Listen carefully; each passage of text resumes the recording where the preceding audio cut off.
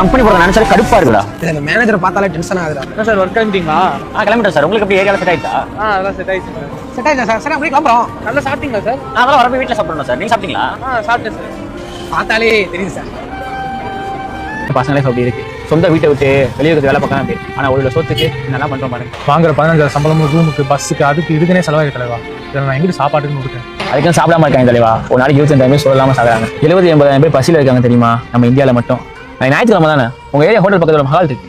ஒரு ஃபங்க்ஷனு நாளைக்கு காலம் போய் சாப்பிடுங்க. ஓகே ப்ரோ, உங்களுக்கு எப்படி தெரியும்? செல்ல பத்திரிக்கை இருந்துச்சு பார்த்தேன். அப்பா ஃபங்க்ஷன் முடிஞ்சு கிளம்ப போறோம். மேம் நீங்க வாங்க சார், வெல்கம். ஊசி சார் சாப்பிட இருக்கீங்களா? ஐயோ எல்லாம் முடிஞ்சே சார். கொஞ்சம் சீக்கிரம் வந்துக்கலாம்ல. எத்தனை பேர் அப்படி கிளம்பி இருக்கீங்க? கைகாலம் நல்லா தானே இருக்கு. வேலைக்கு போய் உழைச்சு சாப்பிட வேண்டானே? இவங்கெல்லாம் இப்படி பண்ண மாட்டாங்கக்கா. ஏன்னா வேலைக்கு போன வலிக்கும்ல. இங்கன்னா ஓசி சோறு. இப்பதான் பக்கத்துல சாப்பாடு கேட்டு வந்தேன். என்னால கொடுக்க முடியல. நீங்க வேணா எனக்கு சாப்பிட்டுக்கிறீங்களா?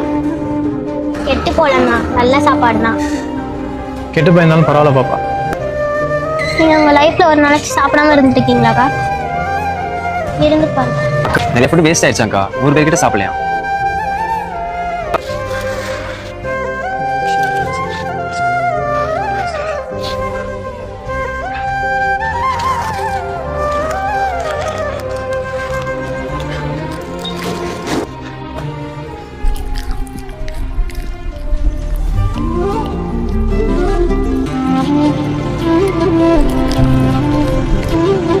லூசாயா நீ? அதான் பசின்னு சொல்லிக்கிறதில்ல. உன் சாப்பாடு நாய்ட்டு கொடுத்துட்டேன். நாயா இருந்தா என்ன, நம்மளா இருந்தா என்ன சார்? பசி ஒன்று தானே.